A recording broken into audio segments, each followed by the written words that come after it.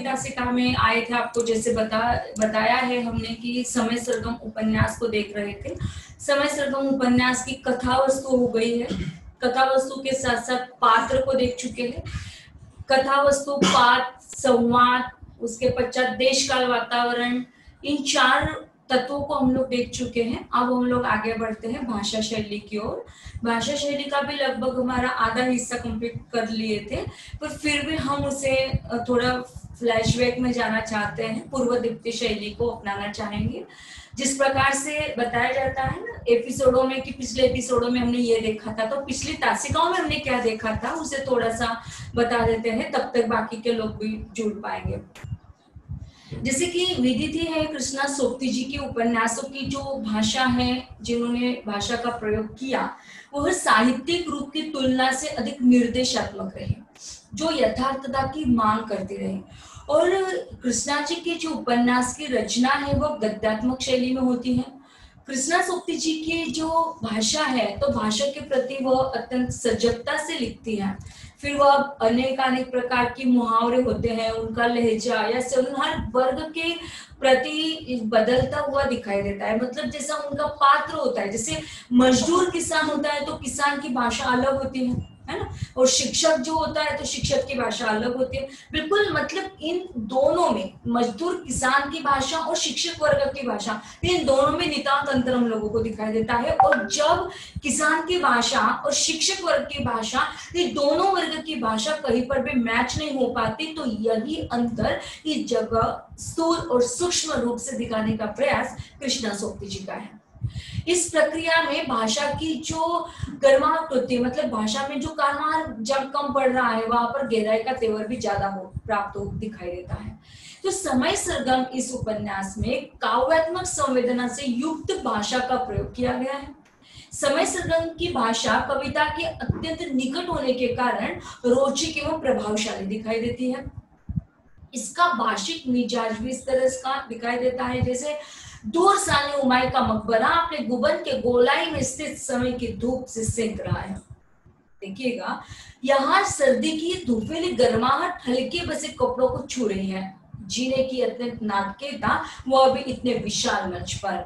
यह धरती, आकाश, सूरज, हवाएं और हम, इस प्रकार की उर्दू मिश्रित भाषा का जो प्रयोग है कहीं पर भी नहीं मिलता।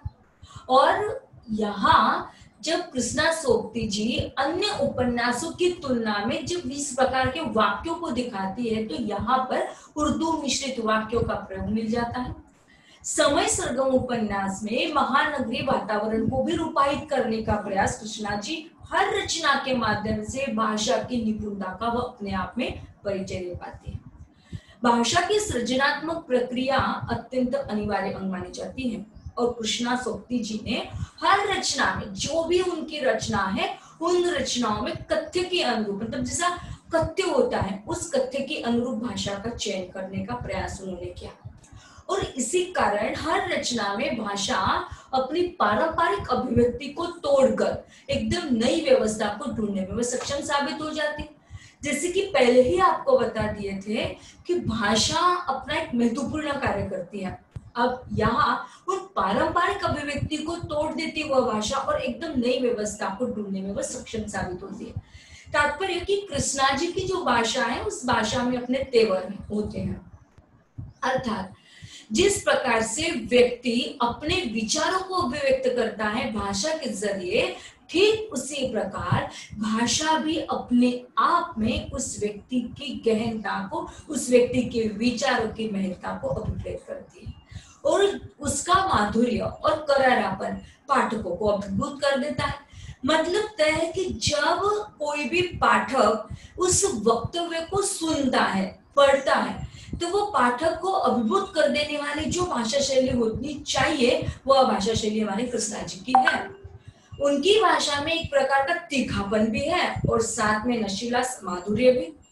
मतलब कि जब नारी का तीखापन होता है, कब तीखापन होता है नारी में, कब आती भाषा में तीखापन, यदि उसके विरोध में कोई कार्य कर रहा है ना, उसके विचारों में विरोध आ रहा है, और उस समय में जब वो नारी का वक्तव्य होता है वो तीखेपन के माध्यम से होता है। मतलब उसकी जो वाणी होती है वो कड़वाहट भरी होती है, और साथ ही में नशीला माधुर्य भी दिखाई देता है।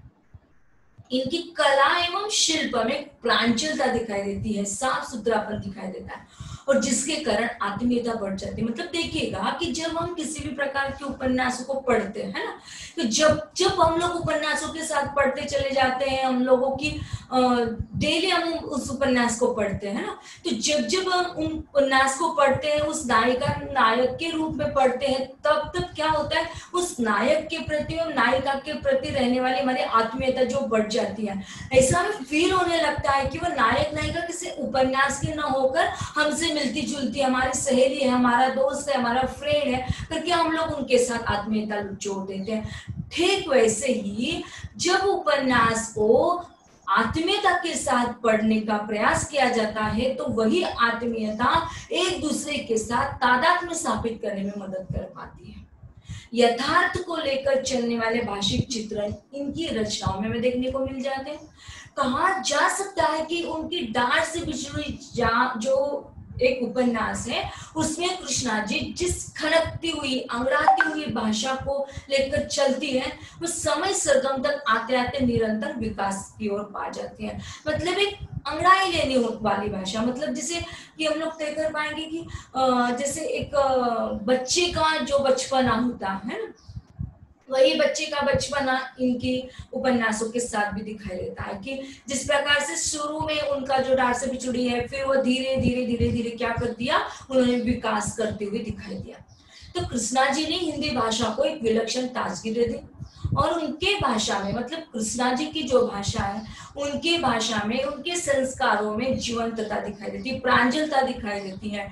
और उनका जो संप्रेषण है, मतलब केवल वह संप्रेषण उन्होंने आरण्या और ईशान के साथ नहीं किया, बल्कि आरण्या के साथ दमयंती है, कामिनी है, तो कई तमाम ऐसी समाज में रहने वाली जितनी भी नारियां है ना, उन नारियों के प्रति वो संप्रेषित करिए, अपने विचारों को वहां पर डालने का प्रयास करिए। और साथ ही में जब वो संप्रेषण एक दूसरे के साथ प्राप्त हो जाता है, तो संप्रेषण ने हमारे समय के अनेक ऐसे पेचीदा सच को आलोकित भी कर दिया, और निश्चित ही कृष्णा जी हिंदी के आधुनिक लेखन के प्रति पाठकों में एक नया भरोसा प्राप्त कर देती है। यहाँ तक हम लोग आए थे, और यहाँ से हमारा एक नया तत्व को हम लोग प्राप्त करेंगे, उद्देश्य। क्या कोई नया व्यक्ति जुड़ा है? रीना, आप अकेले ही हो? नहीं जी, हाँ मैम, मैं अभी आई। कौन आया अभी? कोई दो व्यक्ति जुड़े हुए हैं, कौन है? एक रीना आप हो, और दूसरा कौन है? प्रियंका मैम। पूजा भी नहीं है? पूनम है। पूनम है, अच्छा, ओके, गुड, वेरी गुड। चलिए आगे बढ़ते हैं हम लोग। तो देखिए, यहाँ तक तो समझ में आया आप लोगों को? किसी को कोई प्रॉब्लम नहीं है ना? मैम क्लियर हो गया? क्लियर हो गया? ओके। अब चलिए देखते हैं हम लोग की उद्देश्य क्या होता है। देखिएगा कि जब कोई हर किसी व्यक्ति का, जो संसार में विचरित करने वाला व्यक्ति है ना, वह किसी न किसी पर्पस के साथ आया है। जैसे आप यहाँ पर आए मीन्स इन द सेंस आप आपके घर पर ही बैठे हो, लेकिन जिस मीट के थ्रू, जिस प्लेटफॉर्म के थ्रू हम लोग एक दूसरे के साथ वार्तालाप कर रहे हैं, तो निश्चित तौर पर आपका एक उद्देश्य है। क्या उद्देश्य है आपका? आपका उद्देश्य क्या है? पढ़ाई करना। Very good. आपका उद्देश्य पढ़ना और हमारा उद्देश्य है पढ़ाना, मतलब पढ़ाना, है ना? तो दोनों का टारगेट है, दोनों का पर्पस है, दोनों का प्रयोजन है। ठीक वैसे ही कृष्णा सोप्ती ने जब ये उपन्यास लिखा, तब कोई ना कोई उद्देश्य सामने रखा होगा, है ना? कई बार ऐसा होता है कि उपन्यास, उस समय में हमने जैसे आपको प्रेमचंद पूर्व उपन्यासों की सिलसिला आपको बताया था, तो प्रेमचंद पूर्व उपन्यासों का जो सिलसिला आपको बताया, उसमें हमने आपको बताया था कि मनोरंजन पूर्वक उपन्यास लिखे गए, साथ में तिलस्मी उपन्यास लिखे गए। उसके पश्चात हम लोग यदि चर्चा करते हैं तो तिलस्मी उपन्यासों के बाद में समाज को धराओर लेकर उपन्यास लिखे गए। तो यहाँ कृष्णा सोप्ती का जो उपन्यास समय सरगम है, किस उद्देश्य को लेकर हमारे सामने आता है, यह प्रश्न आपके सामने आएगा। हो सकता है दोस्तों कि उपर्युक्त जो आपको तत्व बताए, अब कौन कौन से तत्व बताए वो आपको एक एक करके बताना होगा, है ना। तो आगे बढ़ते हैं तो आपको एक प्रश्न पूछा जा सकता है आपके एग्जाम में कि कृष्णा सोपती जी के उपन्यास समय सरगम का उद्देश्य अपने शब्दों में लिखिए। तो क्या लिखना है, तो आज की तासिका में जो होगा वो आपका प्रश्न का उत्तर होगा। तो कृष्णा सोपती का जो उपन्यास है समय सरगम, वह भोगे हुए जीवन का यथार्थ है। पहली चीज है कि नाम के आधार पर समय सरगम क्या है, अर्थात भोगे हुए जीवन का यथार्थ। तो इस उपन्यास का प्रमुख उद्देश्य अब आपके सम्मुख है। इस उपन्यास का प्रमुख उद्देश्य क्या है, जीवन के संदर्भ में सच्चे सुख की अनुभूति को प्रस्तुत करना।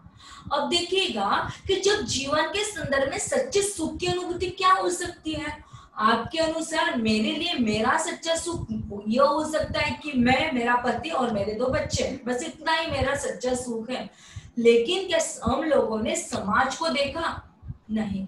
तो इस उपन्यास का प्रमुख उद्देश्य जीवन के संदर्भ में जो सच्चा सुख होता है और जो सच्चे सुख की फीलिंग है, अनुभूति है, उसे प्रस्तुत करना है।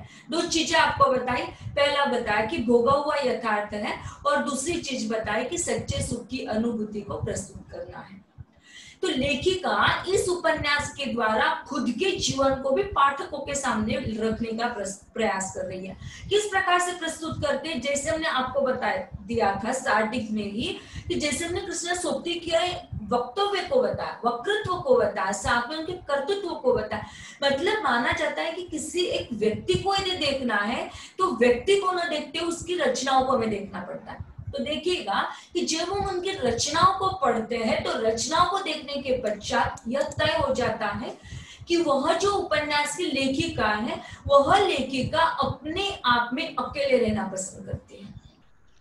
वह यह भी मानती है कि जो नारी है वह सक्षम है, वह सर्वशक्तिमान है, वह अपने बलबूते पर कुछ भी कर सकती है। साथ ही में वह किसी भी प्रकार से पुरुष वर्ग पर आश्रित रहना नहीं चाहती।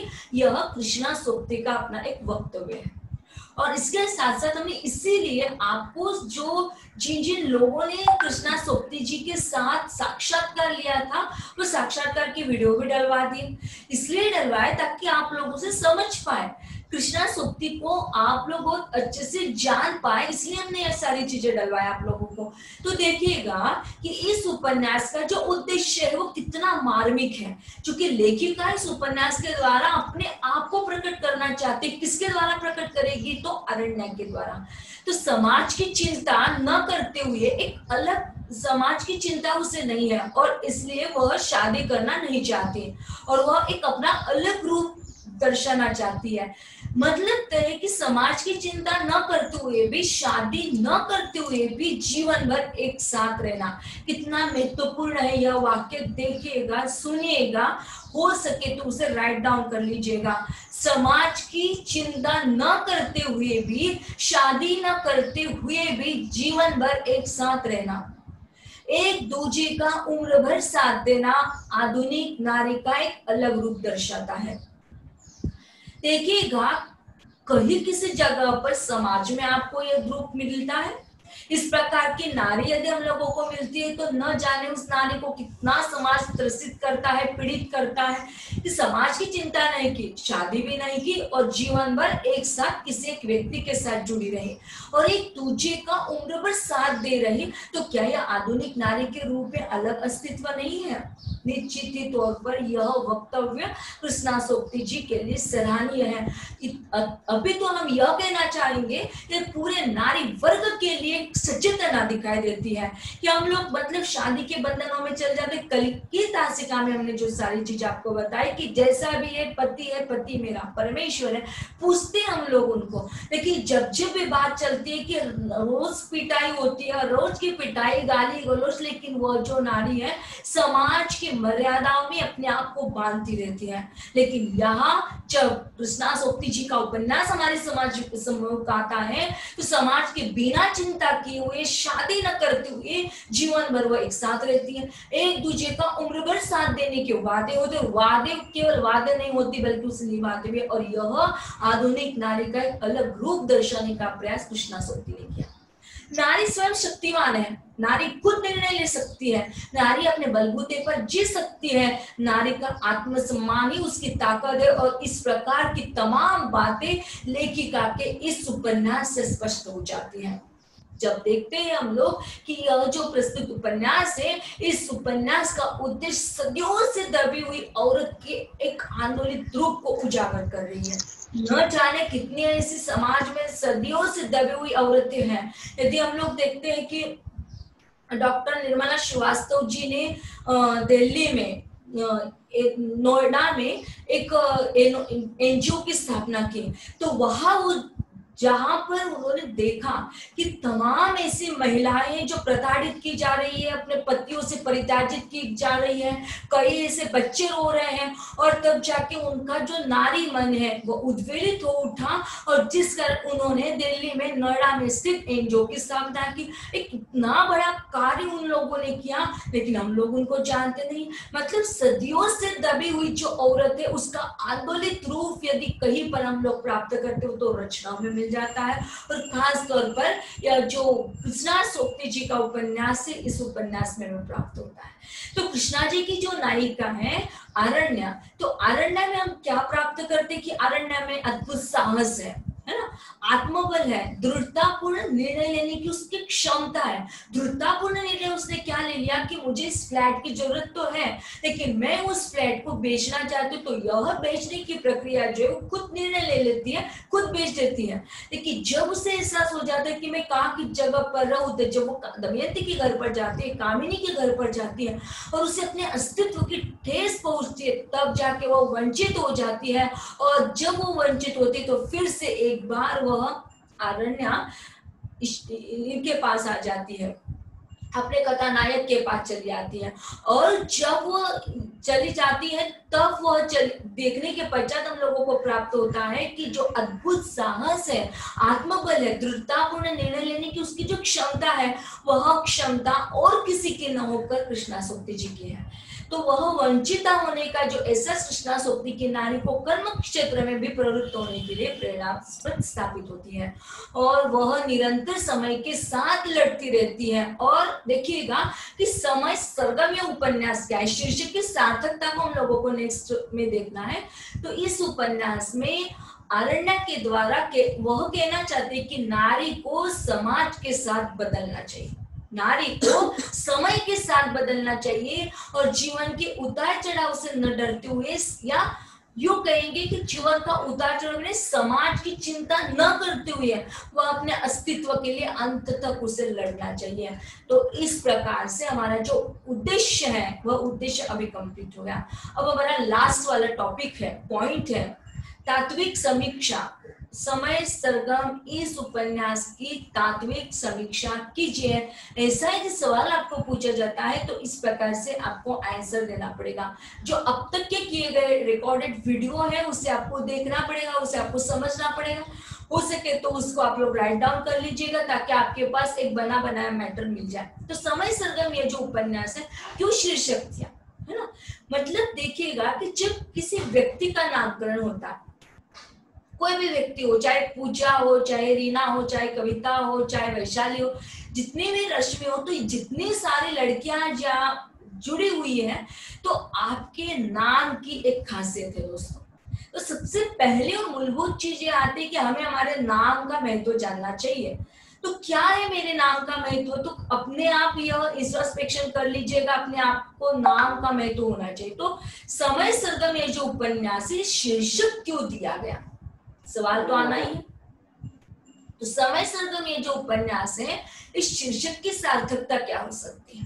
तो जब ये उपन्यास लिखा गया, मतलब इस उपन्यास की यदि कालावधि को हम लोग देखते हैं तो सन 2002 में प्रकाशित जब उपन्यास है समय सरगम, तो पुरानी पीढ़ी की समस्या पर केंद्रित किया गया उपन्यास है। जीवन के अंतिम दिनों में पहुंचे हुए दो बुजुर्ग अरण्या और ईशान, तो आधुनिक भारतीय समाज में जो स्त्री चेतना की प्रखरतम प्रवक्ता के रूप में प्राप्त होती है, क्योंकि वह लेखिका है, तो वह समाज को जो स्त्री चेतना है उसे प्रखर अभिव्यक्ति देने में सक्षम हो जाती है और उसका लेखन कार्य उस स्थिति में मिलता है।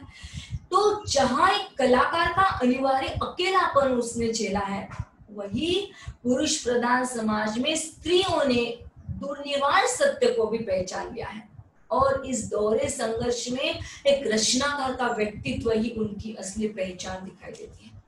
पुरानी और नई सदी को समेटता हुआ यह उपन्यास, पुरानी भी है और नई सदी भी है, इन दोनों सदियों को समेटता हुआ यह जो उपन्यास है भारत की बुजुर्ग पीढ़ियों का एक नया कथानक, परिवार के भीतर बुजुर्ग लोगों की होने वाली जो उपेक्षा है, उदासीनता है, उसकी ओर उपन्यास रेखांकित करता है। और आज के इस बदलते समाज में भी व्यक्ति की जो इच्छा होती है वह स्वतंत्रता किस तरह नई पीढ़ी को पैरों तले रोन देती है, उसे अभिव्यक्त करने का मूल प्रयास हमारी लेखिका का है। क्योंकि हम लोग जानते हैं दोस्तों कि कई प्रकार की जीवन की वास्तविकता को जब हम लोग देखते हैं ना, मतलब आज भी हमारे घर में हमारे बुजुर्ग होते हैं, मतलब हमारे दादा दादी नाना नानी होते हैं, या हम यूं कहें कि पापा मम्मी और पापा होते हैं, तो हम लोगों की जो नई पीढ़ियां चली आ रही है तो कई बार उनका हमारे लाइफ में इंटरफेयर करना हम लोगों को अच्छा नहीं लगता। कई बार उनका क्या कर रहे हो, इतना सा छोटा सा सवाल होता है मम्मी का कि बेटा तुम क्या कर रहे हो, तो इतना सा छोटा सा सवाल भी आप लोगों को बहुत बुरा लग सकता है ना। मतलब आज की जो नई पीढ़ी है वास्तविकता के साथ दर्शन कराने का हमारा प्रयास होगा कि किस प्रकार से ये जो बताया गया कि समाज में व्यक्ति की जो इच्छा होती है वह स्वतंत्रता नई पीढ़ी पैरों तले रोन दी जाती है, तो किस प्रकार से हम अपनी स्वतंत्रता को अपने पैरों तले रोन रहे हैं। मतलब तय है कि आपको यह एकांत मिला हुआ है, एकांत स्थल पर आप जा रहे हो, निश्चित तौर पर सराहनीय है, क्योंकि आप लोगों को यही सूचनाएं दी गई है कि आपको एक शांति के स्थल पर जाना है। लेकिन दोस्तों देखिएगा, जानिएगा, समझिएगा, जितना विश्वास आपके पेरेंट्स ने आप लोगों पर दिया है, जितना पेरेंट्स आपके टीचर्स ने आप पर रखा है, उतने उस विश्वास के साथ आपको आपका वक्तव्य देना होगा। यदि किस जगह पर आपको समस्याएं आ रही है तो निश्चित तौर पर आपको डिस्कशन करना होगा, लेकिन यह आवश्यक नहीं कि आपकी स्वतंत्रता का स्वैराचार का रूप न ले लें। लेक्चर्स के टाइम में लेक्चर्स अटेंड कीजिएगा और लेक्चर समाप्त होते आप आपके मम्मी और पापा के साथ आपके बातों को शेयर कीजिएगा, ताकि उनको भी एहसास हो जाए कि नहीं मेरा बेटा पढ़ रहा है, मेरी बेटी पढ़ रही है, ताकि आपकी जो स्वतंत्रता है कि स्वैराचार का रूप में ले लें। तो इसी का मतलब देखिएगा कि जब समाज में व्यक्ति की इच्छा को स्वतंत्रता के रूप में नई पीढ़ी पैरों तले रोन देती है, तो इसी का वर्णन इस उपन्यास में लेखिका ने किया। कृष्णा सोपती की जो कलम है वह कलम इस कथाकृति को अपने समय के साथ, अपने समाज के साथ, आंतरिकता के साथ वो रचती है और वह वर्तमान सामाजिक यथार्थ को तात्विक ऊंचाइयों तक ले जाती है। और यह जो शीर्षक है, यह शीर्षक मूलतः उपन्यास का प्राण तत्व होता है। जिस प्रकार अपने शरीर में मुंह का स्थान होता है, उसी प्रकार मतलब जितना चेहरा हमारा सुंदर होगा ना, उतना ही आकर्षक होगा। यूं कहेंगे कि हम लोगों का चेहरा जितना आकर्षक होगा, ठीक उसी प्रकार हमारी ये जो रचना है, यह रचना का शीर्षक का स्थान होता है। शीर्षक मुख्य रूप से अनेक प्रकार के, जैसे पात्रों के संदर्भ में भी बताए जाते हैं, प्रधान घटना के संदर्भ में भी बताए जा सकते हैं, प्रधान भाव या विचार के संदर्भ में भी बताए जा सकते हैं, स्थान के संबंध में भी बताए जा सकते हैं। देखिएगा कि जब पात्रों के संबंध में बात करते हैं ना, जैसे कि हमने आपको बताया कि जो समय सरगम को छोड़ दीजिएगा, लेकिन समय सरगम के साथ हम शुरू से जिक्र करते आ रहे एक फिल्म का नाम शायद आपको पता है या भूल गए, मुझे नहीं पता। मणिकर्णिका इस फिल्म का नाम यदि हम लोग आपके सम्मुख रखे तो पात्र के आधार पर लिया गया यह उपन्यास। घटना के संदर्भ में यदि हम लोग बात करते हैं तो गृहलक्ष्मी या जो फिल्म है, यह घटना के आधार पर लिखा गया उपन्यास। स्थान से संबंधित यदि हम लोग प्रयास करते देखने का तो पैडमैन या स्थान से संबंधित, तो कई प्रकार के उपन्यासों को देखकर उन फिल्मों का निर्माण किया गया। ठीक वैसे ही जिस प्रकार फिल्मों में पात्रों को महत्वपूर्ण स्थान दिया जाता है, तो मणिकर्णिका यानी झांसी की रानी का नाम मणिकर्णिका था और इसलिए उस फिल्म का नामकरण मणिकर्णिका कर दिया। ठीक वैसे ही पात्र के आधार पर निर्मला उस उपन्यास की पात्र थी, इसलिए निर्मला उपन्यास को निर्मला के नाम से जाना गया। ठीक वैसे यहाँ पर प्रधान घटना के संदर्भ में पूरे जीवन के सरगम को छेड़ने की कोशिश करता है और इसी कारण स्थान से संबंधित होने के कारण, जीवन के संदर्भित होने के कारण समय सरगम यह जो उपन्यास है लेखिका के संपूर्ण जीवन की सरगम को छेड़ता है। उनके जीवन के बीते हुए समय के लेखा और जोखा को प्रस्तुत करने वाला उपन्यास और उनका संपूर्ण जीवन साहित्य के प्रति जब समर्पित रहता है तो उनकी पूरी निष्ठा और उस निष्ठा के साथ उनके जो जीवनानुभव रहे तो उनके पूरे जीवन के अनुभवों को संग्रहित किया और इस उपन्यास में उन्होंने रेखांकित कर दिया। शीर्षक के संदर्भ में यदि लेखिका ने कुछ बातें बताई तो समय सरगम या उपन्यास जो है तो समय सरगम में जीवन मरण के प्रश्नों को यहाँ एक नई कथा की भाषा के माध्यम से प्राप्त हो जाती है। कई सूक्ष्म विवरण है तो कई सुप्त खुलती है, कई मनुष्य का उसके साथ गहरा संबंध होता है। समय के राग का उनमें निबद्ध अनेक राग है, बंदिशें हैं, स्वरों की लहरियां हैं और हर तरह के स्वर जब खुलने लगते हैं, बांधने लगते हैं तो सरगम बन जाते हैं समय सरगम। तो समय सरगम में अरण्या स्वयं को अर्थात अपने आप को अपनी मृत्यु तक को एक तटस्थ नजर से देखती है। आवागमन की जीवन की प्रक्रिया को अगर मनुष्य इस नजरिए से देखने लग जाए तो सारे कष्ट ही उसके दूर होने लग जाए। शायद ये समझने की चेष्टा भी रचनाकार की हो सकती है। पुनर्जन्म तक को वह देख रहा है, मतलब भोगा हुआ जो यथार्थ है, अनुभूति की ईमानदारी और अनुभव की प्रामाणिकता में नई कहानी दौर के प्रमुख मुहावरे थे और इसी समय के लेखक जो रहे वह निर्मल वर्मा और कृष्णा सोपती की नवीनतम उपन्यास जो है अंतिम अरण्य और समय सरगम की केंद्रीय संवेदना मृत्यु बोलती। बूढ़े पात्रों की रचना संसार ही उस उपन्यास की अनुभूति, समय ही वह रंग है जो अनेकों रूप से विभाजित होता है और पठन पाठन के प्रक्रिया के द्वारा फिर से एक हो जाता है। उपन्यास की नायिका जो हमारी है अरण्या एक सृजनशील लेखिका के रूप में उभर कर आती है। वह जीवनानुभव पर साहित्य को ही अपना धर्म मानती है।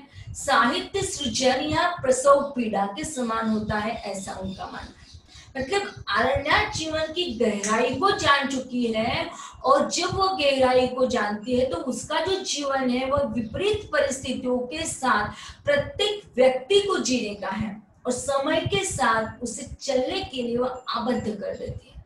जीवन का प्रत्येक अनमोल क्षण वह डायरी में लिपिबद्ध करना चाहती है। अब देखिएगा यहाँ इस उपन्यास के जरिए आपको एक सीख मिल रही है। जीवन का प्रत्येक अनमोल क्षण वह डायरी में लिपिबद्ध करना चाहती है। कितने ऐसे मेरे दोस्त हैं, कितनी मेरी ऐसी सहेलियां हैं कि जो अपने इंसिडेंट को अपने आप में एक इंट्रोस्पेक्शन डायरी के रूप में लिखती है, आत्म परीक्षण डायरी के रूप में उसे लिपिबद्ध करना चाहती है। नहीं किया होगा आज तक तो आज से करना स्टार्ट कर दीजिए।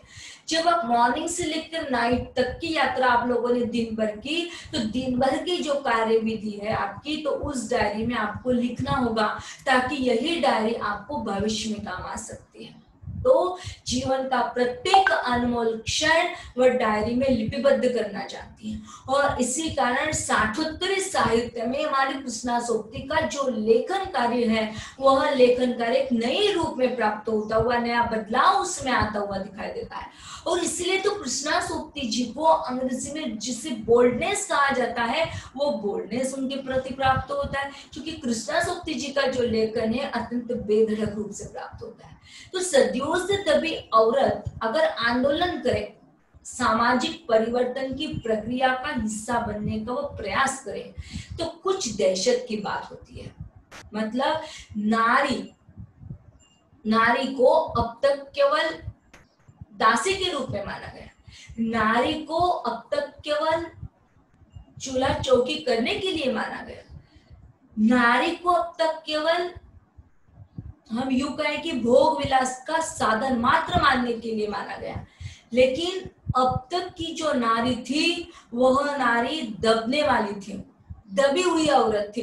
लेकिन आज की नारी दबी हुई औरत के रूप में नहीं है, वह आंदोलन कर सकती है, सामाजिक परिवर्तन की प्रक्रिया के हिस्से को आत्मसात कर सकती है। और जब वो इस प्रकार की बात करती है तो दोस्तों पहले नारी शांत थी, शांति शांति शांति, और शांति के पश्चात प्राप्त होने वाली क्रांति, और उसी क्रांति को कृष्णा जी ने अपने उपन्यासों में अपनाया। तो कृष्णा जी की जो नायिका है अरण्या, इसमें जो अद्भुत साहस दिखाई देता है, जो आत्मबल दिखाई देता है, जो दृढ़तापूर्ण निर्णय लेने की उसकी जो क्षमता दिखाई देती है, तो इसी वाक्य को लेकर एक वाक्य याद आ रहा है कि फूल नहीं चिंगारी है हम भारत की नारी है।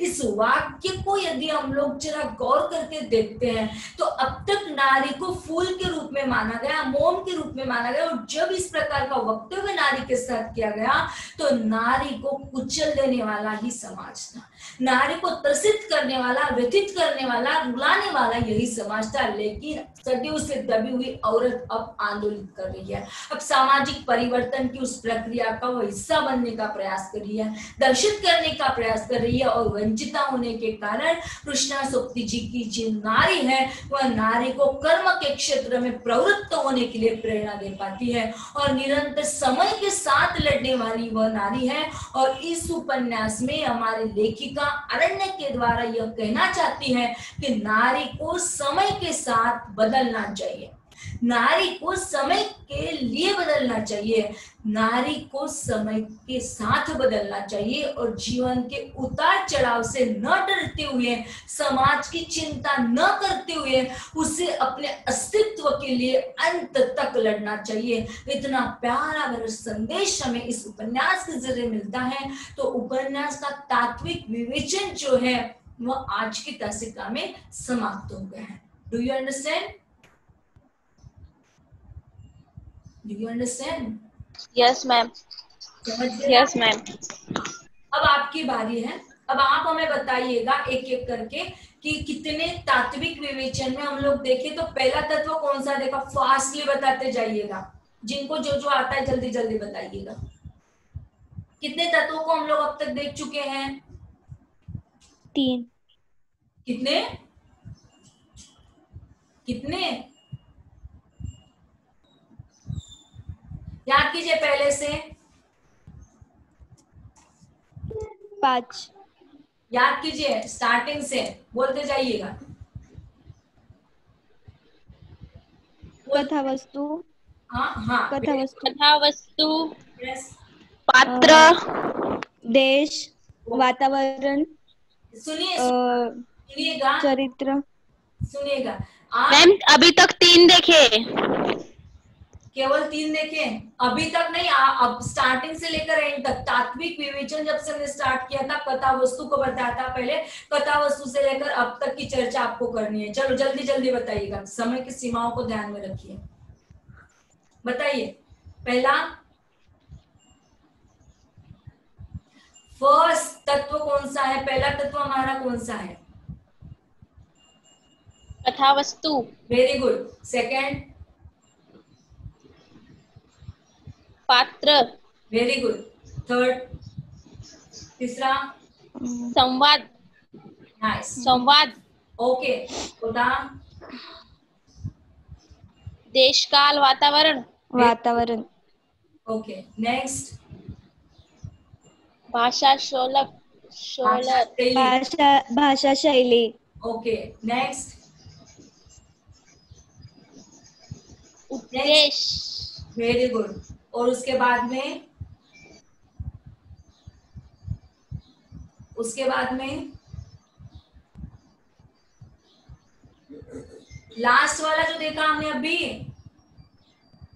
पूजा, प्रियंका। Yes ma'am. हाँ, कौन सा तत्व देखा हमने अभी जस्ट बताया आपको? शीर्षक की सार्थकता। याद आ गए?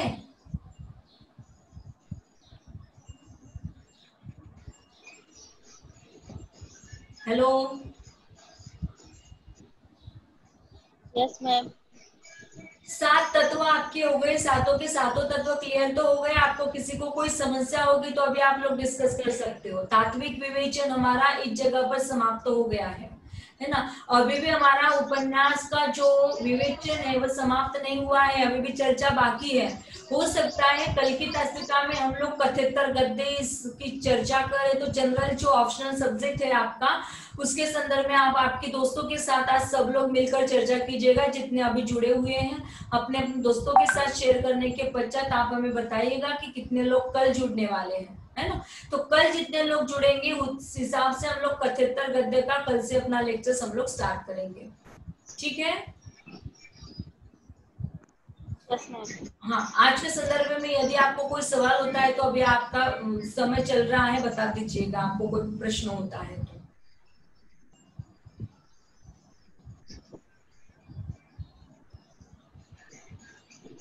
Any doubt? आप लोगों को कोई प्रश्न है यहाँ तक आते हुए कि सब समझ में आ रहा है या नहीं समझ में आ रहा है? समझ में आ रहा है मैम। समझ में आ रहा है मैम। Okay, very good. तो चलिए अब हम लोग कल की तासिका में मिलेंगे दोस्तों। तो कल की तासिका में हो सकता है कि हम लोग 3-3 दिनों का बंटवारा कर लेते हैं ना। 3 दिनों का बंटवारा ऐसे करते हैं कि समय सरगम या जो उपन्यास है समय सरगम को सोम मंगल और बुध के दिन लेते हैं, और गुरु शुक्र शनि के 8 बजे की तासिका में हम हमारा कथेतर गद्य की तासिका लेंगे। ओके, तो आप सबको बता दीजिएगा कि अपने लेक्चर स्टार्ट हो गए। जिन जिन लोगों को जुड़ना है, हो सकता है आपका कंपल्सरी इंग्लिश का जो लेक्चर होता है कितने बजे होता है? वो 9 बजे होता है ना। 9 बजे, हाँ। हाँ, तो 9 बजे तक आप लोग उनको बता दीजिएगा। तो हम एक मैसेज छोड़ दीजिएगा उस ग्रुप पर कि जितने लोगों को जुड़ना है कृपया आप उनके नाम ले लीजिए, उनके नंबर्स ले लीजिए, ताकि हम उनको अपने ग्रुप में जोड़ पाए और उनको कल का जो जूम मीट है उसका लिंक जोड़ पाए, है ना। तो ये सारी चर्चा आपको आज ही करनी है उनको, ताकि हमारा जो लेक्चर होगा कल का 8 बजे का वह बहुत अच्छे से पॉसिबल हो पाए, ठीक है। कल की तासिका में मिलते हैं। ओके।